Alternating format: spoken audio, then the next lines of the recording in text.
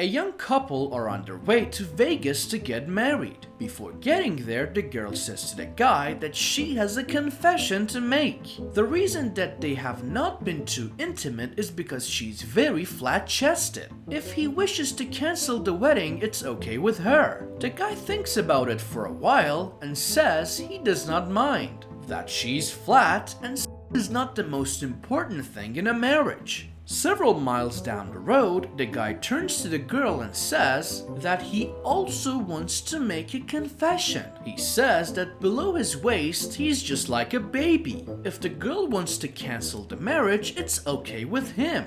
The girl thinks about it for a while and says that she does not mind, and that she also believes there are other things far more important than in a marriage. They are happy that they are honest with each other and go on to Vegas and get married. On their wedding night, the girl takes off her clothes. She is as flat as a washboard. Finally, the guy takes off his clothes. One glance at the guy's naked body and the girl faints and falls to the floor. After she regains consciousness, the guy says, "I told you before we get married. Why did you still faint?" The girl says, "You told me it was just like a baby." The guy replies, "Yes, 8 pounds and 21 inches. Sadie's husband, Jake, has been slipping in and out of coma for several months.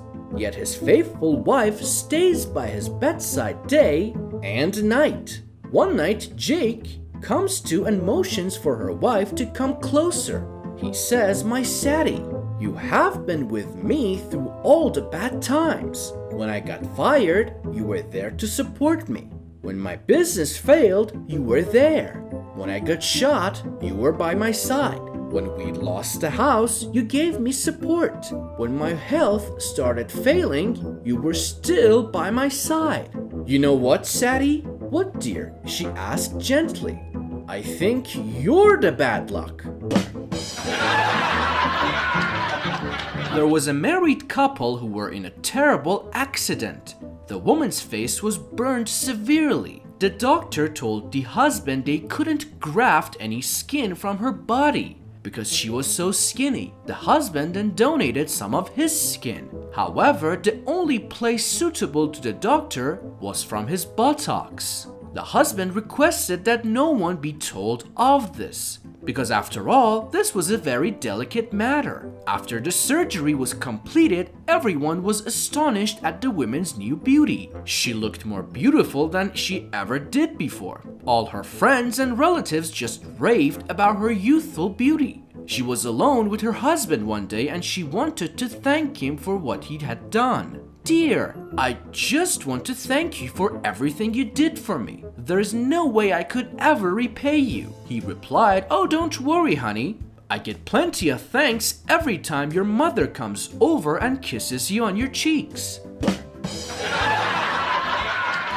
3 guys were on a trip to Saudi Arabia. One day they stumbled into a harem tent filled with over 100 beautiful women. They started getting friendly with the women when suddenly the sheikh comes in. "I am the master of all these women. No one else can touch them except me. You 3 must pay for what you have done today. You will be punished in a way corresponding to your profession." The sheikh turns to the first man and asks him what he does for a living. "I'm a cop," says the first man. "Then we will shoot your off," said the sheikh. He then turned to the second man and asked him what he did for a living. "I'm a fireman," said the second man. "Then we will burn your off," said the sheikh.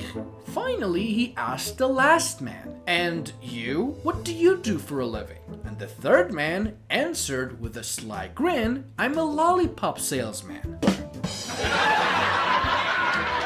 Father and son went hunting together for the first time. The father said, "Stay here and be very quiet. I'll be across the field." A little while later, the father heard a blood-curdling scream and ran back to his son.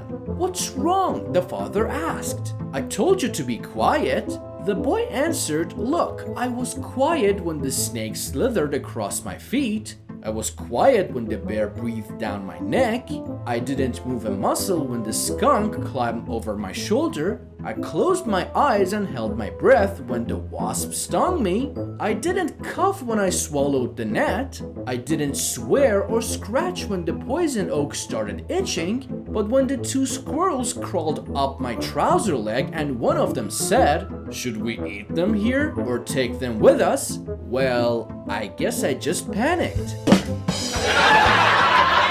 A man was walking in the street when he heard a voice. "Stop! Stand still! If you take one more step, a brick will fall down on your head and will paralyze you." The man stopped and a big brick fell right in front of him. The man was astonished. He went on, and after a while he was going across a road. Once again the voice shouted, "Stop! Stand still! If you take one more step, a car will run over you and you will go to the hospital." The man did as he was instructed just as a car came careening around the corner, barely missing him. "Where are you?" the man asked. "Who are you?"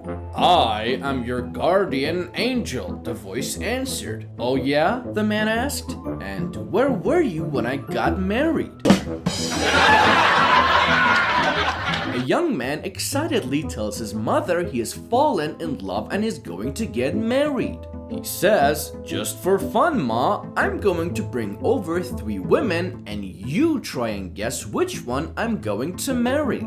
The mother agrees. The next day he brings 3 beautiful women into the house and sits them down on the couch.